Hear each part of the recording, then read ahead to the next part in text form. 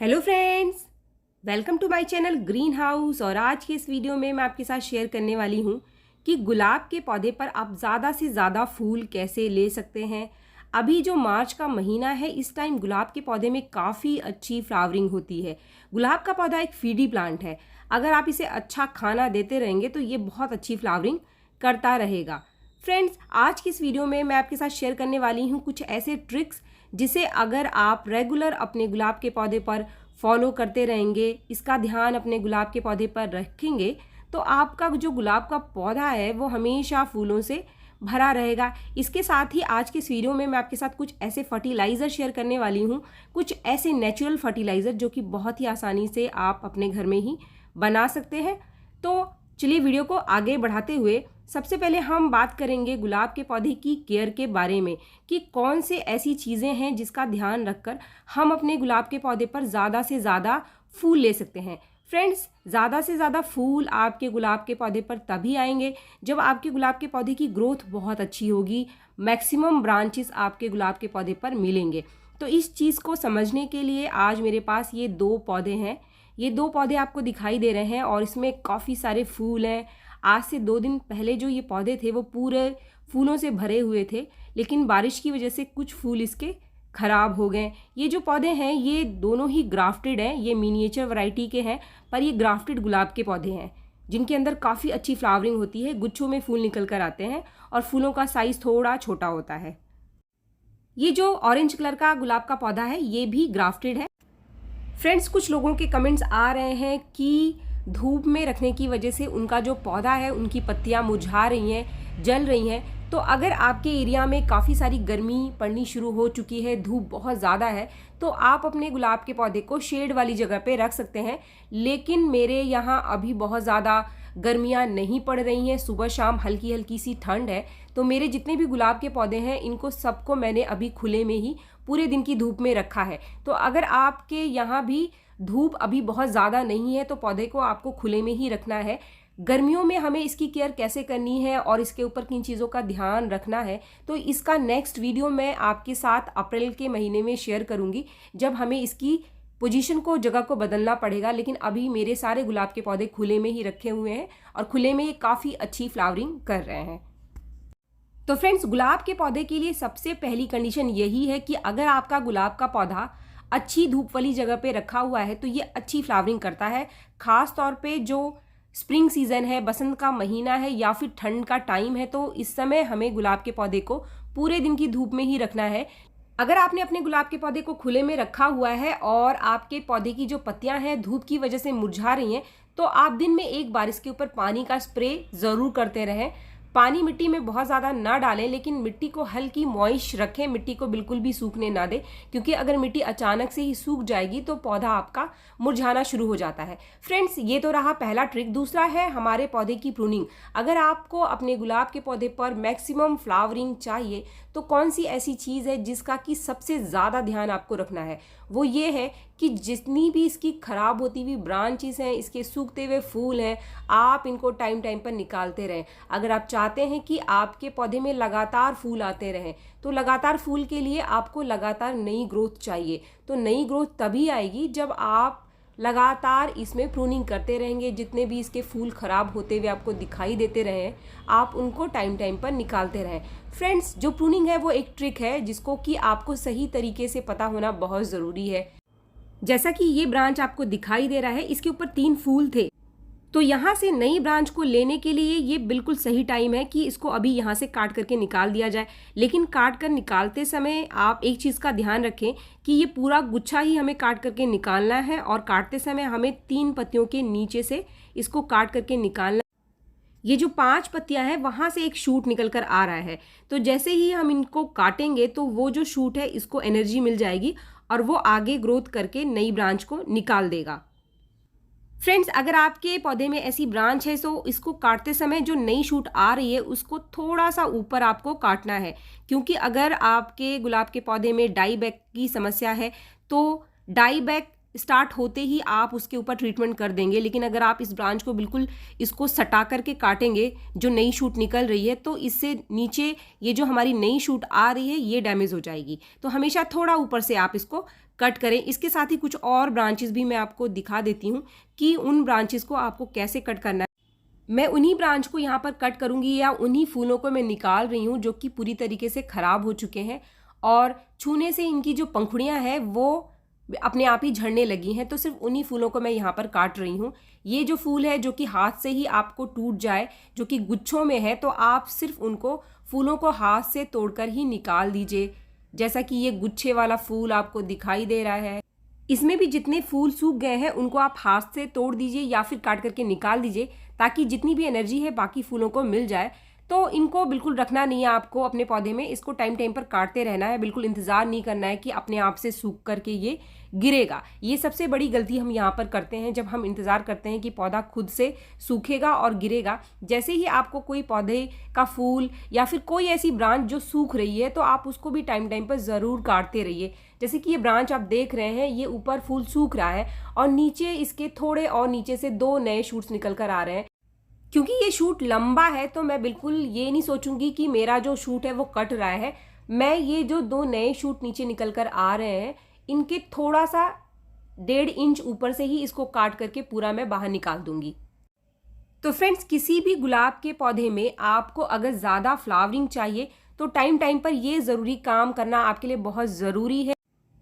क्योंकि जब तक आप अपने गुलाब के पौधे की डेड हेडिंग या फिर प्रूनिंग नहीं करेंगे, आपका गुलाब का पौधा कभी भी नई ब्रांच नहीं निकालेगा। और नई ब्रांच अगर नहीं निकालेगा तो फूल भी आपके पौधे पर निकल कर नहीं आएंगे, क्योंकि ये आपके पौधे की एनर्जी को रोकता रहता है। और पौधे में जितना भी हम खाद डालेंगे वो पूरा जो पोषण है वो ये सूखे हुए फूल या खराब होती हुई ब्रांचेस आपके पौधे की लेती रहती हैं और आपके पौधे पर नई ब्रांच निकल कर नहीं आती है। साथ में पौधे की ग्रोथ भी रुकी रहती है।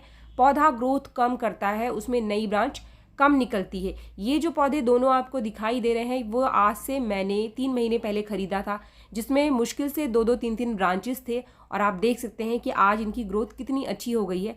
तो जो ये ग्रोथ हुई है इनकी, वो सही तरीके से इनकी प्रूनिंग करने पर और खाद डालने पर ही हुई है। फ्रेंड्स, इसके साथ जो दूसरी चीज़ जिसका कि आपको ध्यान रखना है, जो कि बहुत ही इंपॉर्टेंट है, जो कि अक्सर करके हमारे पूरे पौधे को ख़राब कर देता है, जैसे ही आपके पौधे में नई नई ग्रोथ आनी शुरू होती है तो एकदम से जो कीड़े हैं वो इसके ऊपर आकर अटैक करने शुरू कर देते हैं और हमारे अच्छे खासे जो नई पत्तियां इनके रस को चूसने लग जाते हैं और हमारा पौधा एकदम से ही इनकी पत्तियां मुरझानी शुरू हो जाती हैं। हमें ऐसा लगता है कि पत्तियां जलने लगी हैं, लेकिन ये जो भी समस्या आती है वो सिर्फ कीड़े और फंगस की वजह से आती है। तो अगर आपके पौधे में नई नई ग्रोथ आनी शुरू हो गई है तो आपको बिल्कुल अलर्ट रहना है और आपको इनके ऊपर किसी भी इंसेक्टिसाइड का स्प्रे लगातार करते रहना है। अगर आपके पास कोई भी इंसेक्टिसाइड घर पे नहीं है तो आप बेकिंग सोडा का ही स्प्रे सिर्फ इसके ऊपर करेंगे तो उससे भी काफ़ी फ़ायदा मिलता है। लेकिन अगर आपके पास गुलाब के काफ़ी सारे पौधे हैं तो आपके पास कोई भी फंगीसाइड जैसे कि बावस्टीन, साफ या फिर इंसेक्टिसाइड जैसे कि एक्सोडस, कॉन्फिडर या जो भी आपको आसानी से अवेलेबल हो जाए अपने पास ज़रूर रखें। फ्रेंड्स, ये जो नाम मैं आपको बता रही हूँ ये सारी चीज़ें बहुत ही आसानी से आजकल ऑनलाइन फ्लिपकार्ट या फिर अमेज़ॉन से मिल जाती है। तो मार्केट में घूम घूम कर आपको ढूंढने की ज़रूरत नहीं है, क्योंकि मैं खुद ही ऑनलाइन परचेज़ करती हूँ इन चीज़ों को। तो आप इन चीज़ों को ऑनलाइन ले सकते हैं।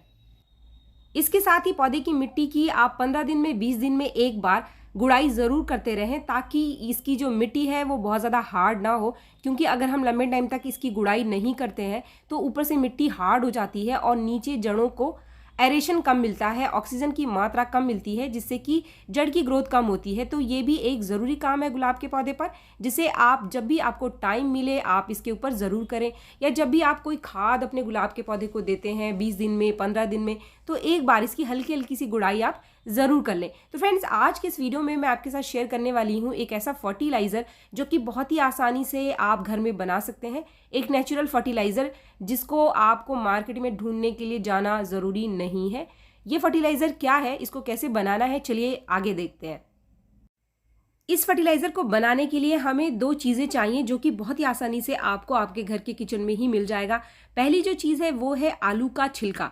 फ्रेंड्स, आलू का जो छिलका है वो हर दूसरे दिन हमारे घर के किचन में निकलता है और इसको हम फेंक देते हैं। काफ़ी सारे लोगों के पास अगर पौधे हैं, कोई भी पौधा है आपके पास, तो आप आलू के छिलके को कभी भी ना फेंके, क्योंकि ये बहुत ही बढ़िया नेचुरल फर्टिलाइज़र है किसी भी पौधे के लिए। आपके पास कोई फ्लावरिंग प्लांट है या फिर कोई वेजिटेबल वाला प्लांट है तो सब में ये काम करता है, या फिर इंडोर प्लांट में भी आप इसको डाल सकते हैं। फ्रेंड्स, आपको सिर्फ आलू के छिलके को लेना है और आलू के छिलके को आपको किसी भी ग्राइंडर मिक्सचर में डाल करके थोड़ी सी मात्रा में आपको इसमें पानी डालना है और इसको पीस लेना है। फ्रेंड्स, यहाँ पर मैंने 2 बड़े आलू के छिलके लिए हैं और इसके साथ लगभग आधा लीटर मैंने पानी लिया है और इसको पीस करके मैंने ये लिक्विड तैयार कर लिया है। जैसा कि आप देख रहे हैं ये लिक्विड हमारा तैयार हो गया है, लेकिन इसको डालने से पहले आपको इसे छानना है। बिना छाने आपको इसका इस्तेमाल नहीं करना है। छानने के बाद एक और फर्टिलाइज़र हम यहाँ पर ऐड करेंगे जो कि हमारे घर के किचन में ही आपको मिल जाएगा। फ्रेंड, छानने के बाद जो लिक्विड बचता है सिर्फ हमें उसका ही इस्तेमाल करना है और ये जो सॉलिड पार्ट है इसको आपको अपने गुलाब के पौधे में नहीं डालना है। इसको डालने से आपके पौधे में फंगस हो सकता है। तो अभी जो है हमारा लिक्विड फर्टिलाइज़र तैयार हो गया है, लेकिन अभी ये पूरी तरीके से तैयार नहीं हुआ है। इसको डालने से पहले आपको इसमें 3 गुनी मात्रा में पानी डालना है। जब भी हम किसी भी फर्टिलाइज़र को इस तरीके से पीस कर बनाते हैं तो इसका कंसंट्रेशन बहुत ज़्यादा होता है। तो जितना लिक्विड हमारा बना है उसका 3 गुना आपको पानी डालना है और इसको 3 गुने पानी में डालकर सबसे पहले आप इसको डाइल्यूट कर लीजिए। डाइल्यूट करने के बाद अब टाइम है इसमें हमें दूसरा फर्टिलाइज़र डालने का, जो कि है कॉफ़ी पाउडर। कॉफ़ी पाउडर बहुत ही आसानी से आपको आपके घर के किचन में मिल जाएगा। आप 1 सैशे कॉफ़ी पाउडर यहाँ पर ले सकते हैं। अगर आपके पास कॉफ़ी पाउडर सैशे नहीं है तो आप 1 चम्मच कॉफ़ी पाउडर का इस्तेमाल यहाँ पे कर सकते हैं। इसको डालने के बाद अच्छे से आपको मिक्स करना है ताकि हमारा जो लिक्विड फर्टिलाइज़र है पूरी तरीके से एक दूसरे के साथ मिक्स हो जाए। तो अब टाइम है इसको हमारे पौधे में डालने का। इसको कैसे डालना है चलिए आगे देखते हैं। फ्रेंड्स, ये जो लिक्विड फर्टिलाइज़र बना है इसको बनाना बहुत ही आसान है। ये एक कमाल का लिक्विड फर्टिलाइज़र, इसके साथ ही ये एक कंप्लीट फर्टिलाइज़र है। हमने जो कॉफ़ी पाउडर डाला था तो कॉफ़ी पाउडर से हमारे पौधे को बहुत अच्छी मात्रा में नाइट्रोजन मिलने वाली है। इसके साथ ही कॉफ़ी पाउडर में काफ़ी सारी ऐसी चीज़ें होती हैं जैसे कि आयरन और कैल्शियम, जो कि आपके पौधे की ग्रोथ को बढ़ाएगा, और इसमें फास्फोरस की भी अच्छी मात्रा होती है जिससे कि रूट की ग्रोथ भी बहुत अच्छी होने वाली। इसके साथ ही जो दूसरी चीज़ हमने ली थी आलू का छिलका, तो आलू का छिलका जो है वो पोटाशियम का बहुत ही बढ़िया सोर्स है। पोटाशियम अगर आपके गुलाब के पौधे को मिलता रहता है तो आपके पौधे में बहुत अच्छी फ्लावरिंग निकल कर आती है। इसके साथ ही इसमें मैग्नीशियम पाया जाता है जो कि फोटोसिंथेसिस के प्रोसेस में काम करता है। तो मैग्नीशियम मिलने से आपके पौधे की जो पत्तियां हैं उनमें हरापन हमेशा बना रहेगा। आपके पौधे की पत्तियां कभी भी पीली नहीं पड़ेंगी। और पोटाशियम मिलने से जो हमारा फूल है इसका साइज़ बहुत अच्छा निकल कर आता है। अगर आपके पौधे में फूलों का साइज़ छोटा है, कलियां तो बनती हैं लेकिन वो पूरी तरीके से खिलती नहीं है, तब भी आलू के छिलके से बना फर्टिलाइज़र बहुत अच्छा काम करता है। इसके साथ ही जो आपका फूल है वो लंबे टाइम तक आपके पौधे पर बना रहता है, जल्दी से वो सूखता नहीं है।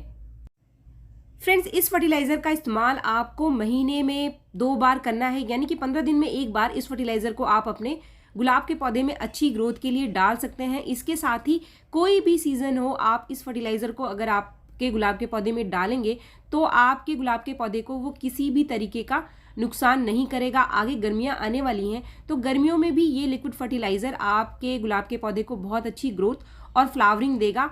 गर्मियों में भी आपका पौधा सूखेगा नहीं और लगातार अच्छी फ्लावरिंग करता रहेगा। जैसे ही गर्मियां आती हैं तो लोग अपने गुलाब के पौधे में खाद देना बिल्कुल बंद कर देते हैं। तो आपको हमेशा केमिकल फर्टिलाइज़र को देना बंद करना है। ऑर्गेनिक कंपोस्ट या फिर होममेड फर्टिलाइज़र आप महीने में 1 या 2 बार अपने गुलाब के पौधे को ज़रूर दें। तो फ्रेंड्स, वीडियो पसंद आने पर एक लाइक ज़रूर करें और मेरे चैनल को आपने अब तक सब्सक्राइब नहीं किया है तो मेरे चैनल को सब्सक्राइब भी ज़रूर कर ले। मिलते हैं मेरे नेक्स्ट वीडियो में। Thank you.